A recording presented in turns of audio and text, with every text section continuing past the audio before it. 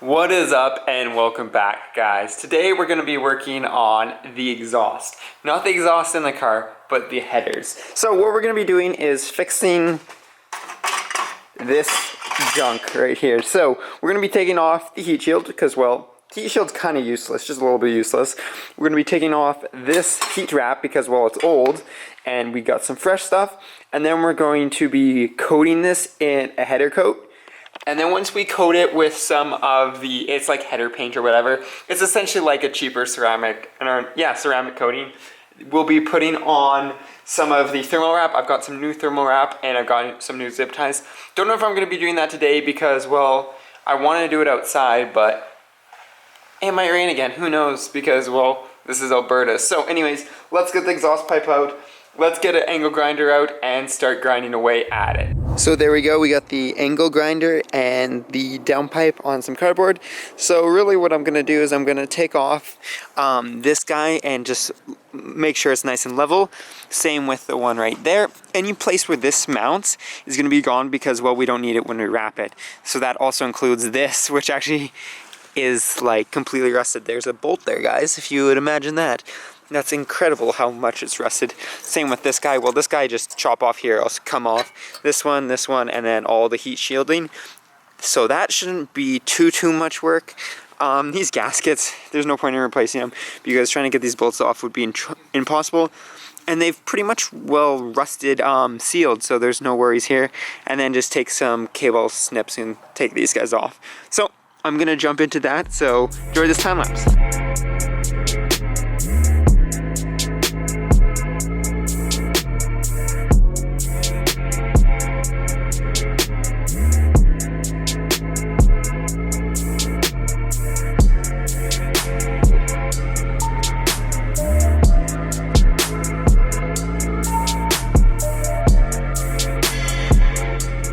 Heat shields, headers. So there we go, we finally got them off. Did a little bit of work getting them off, especially these guys that are so close together, and I didn't want to actually hit the headers, so we had to be careful. But some of them, like this one, popped right off because, well, that's a bolt hole and that's a bolt hole, but it's rusted through, so there wasn't really any issues there. And then this guy was already broken off, and then all these clamps kind of just, you ground them off at the side and they weren't too bad. So there we go, we got all the tin weight reduction, I guess, off, and now we are on to grinding down the pedestal. So there's one here, and then this one I actually just ground down because it was already attached to that one, and then there's one here. So I'm not going to get them perfect. Also, they are for structural rigidity, so this one I'm going to cut off right here at this piece right here, and then just grind it down so it's nice and smooth. This guy I'll probably cut right about there, smoothen out, and then that one probably will be right on the pipe, and then this guy I might smoothen out a little bit, but it's kind of difficult because it is so close to everything else. And then we have one on the bottom there, that one smoothing out, not too big of a deal, and then that guy's already like half gone, so just smoothing that one out. Kind of a rush against the weather. It's got really stormy and windy, so we're gonna speed this up. I will time-lapse getting these pedestals off, and then I'll show you exactly what we're going to coat them with, paint them, and then we'll probably let that dry, and hopefully we don't get any rain on it, and then we'll see if we can wrap it or not tonight. But let's get to grinding these pedestals.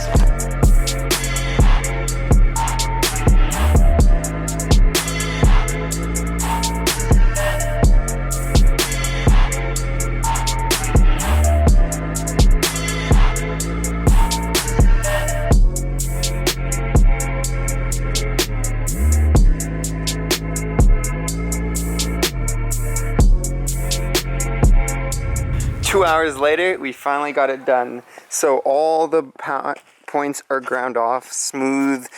Places I couldn't get it completely smooth like this guy, I just made it so that sure there's no edges. And then same with the one back here, it's a little harder to get, and that one. But the ones that I could get to are nice and smooth, like that guy, and that guy, and that guy. So now what it's time to do is it's time to paint it. So what I've decided, because this video is going to be really short right now, I'm going to paint it and then it has to dry and then we're going to wrap it, but that's going to be in this same video. It's just going to be the next day, just because, well, this video is really short of me doing this because it takes a lot longer when you don't have a cutting disc, guys. Get a cutting disc if you're doing this. I just have the grinding disc, so I literally had to use a grinding disc to cut in, and it takes out so much metal. Like, this is all like shavings, and then there's little bits like, there's a standoff right there, so we got that off. So I'm going to clean this up. By the time it's cleaned up, it'll be cool enough to spray it because it is still a little bit warm. So what I'll do is I'll put on a new piece of cardboard, I'll wipe it down with some lacquer thinner and then spray it, and then we'll let it dry, and then tomorrow we will wrap it. Okay, so it's got darker, but it's time to spray the headers. So I just wiped them off with some lacquer thinner, moved them to a new plate, and got the light out. So this is what we're using, just VHT high temperature header paint. So that's like a ceramic coating. It's not like a real good ceramic coating, but I'm just using it because why not? So it says to do 2 light coats and 1 medium coat, 10 minutes apart. So we're not doing that. It's too dark. By the time I do that, it'll be like dark, and it'll be 2 coats, too cold. So what I'm going to do is I'm going to spray it with like 1 light coat, and then 5 minutes later spray it with a heavy coat, and then let it sit, and that's going to be the end of tonight.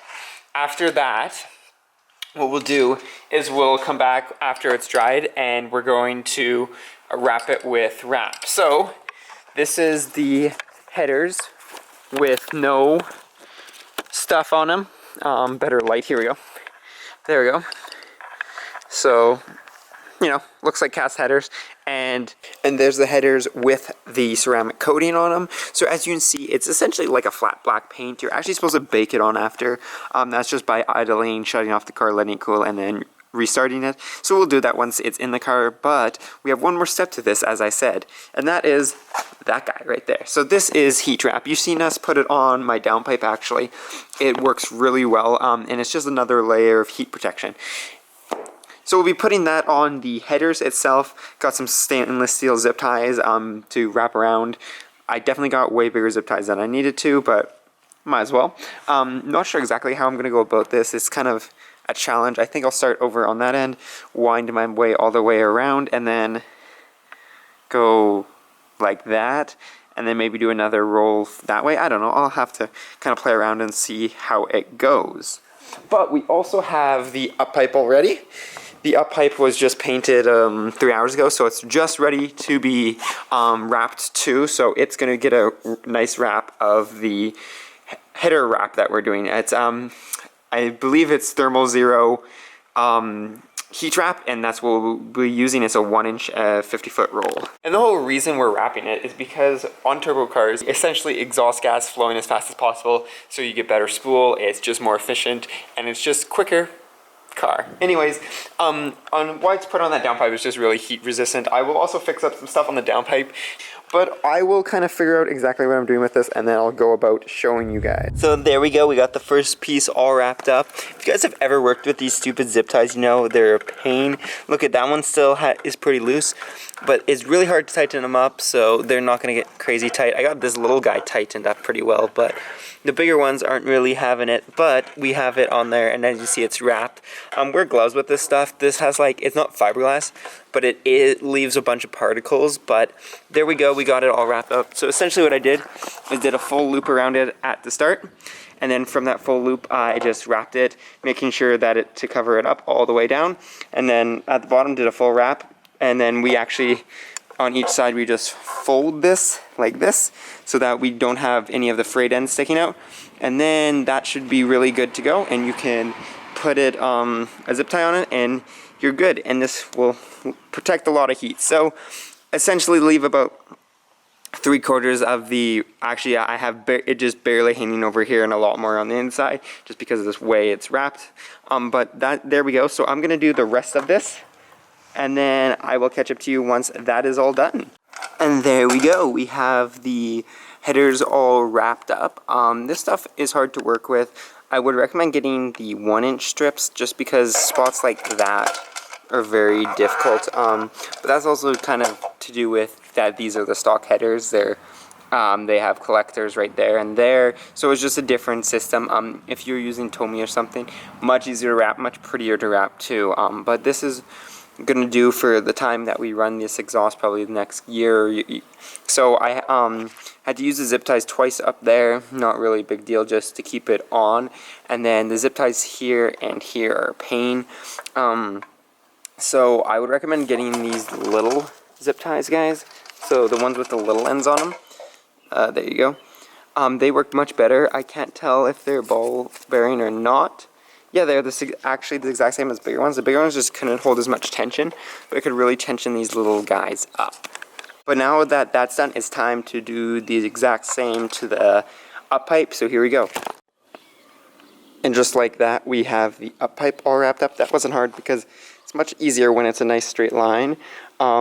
Zip ties still, they're a pain. Stainless steel zip ties are so stupid. But there we go, we have this all done. So what I'm going to do is I'm going to check over the up pipe, see if that's all good. And if it's all good, then, not the up pipe, what am I talking about? The down pipe, the one we wrapped 2 years ago. Make sure that's all good. And then if it's all good, that's going to be the end of the video. So this is the part that the down pipe is actually the worry. And as you see, I did put a tie on it already. It's just that it's frayed because, well, you skip the ground every once in a while, I guess. So what I'm going to do is I think I'm just going to cut it off here and get this a little bit out of the way so that it's not all frayed. But check that out, guys. Blue, it's blue. That's, you know, when you're running the car hard, it's when your exhaust turns nice and blue, and it looks super cool too.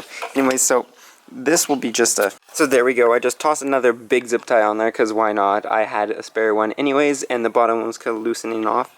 So there we go. But now we have our down pipe, our up pipe, and our headers all wrapped in thermal wrap. Anyways, that is going to be it for today. So that's what we got done, is we coated our headers, we coated our up pipe, and then we thermal wrapped it. So we have all essentially the exhaust system all ready to go to be put back on the engine. So we're going to continue along with that as per usual.